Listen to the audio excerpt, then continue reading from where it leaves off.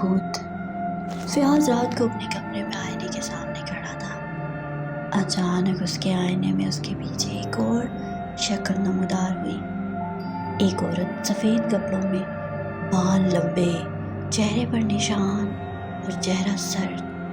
فیاض نے پیچھے مڑ کر دیکھا لیکن کمرہ خالی تھا۔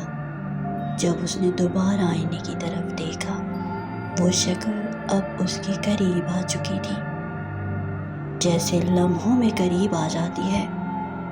فیاض خوف سے پیچھے ہٹا اور ٹارچ کی روشنی میں تصویر کے زاویے بدلنے کی کوشش کی، لیکن وہ شکل کہیں بھی غائب نہیں ہوئی۔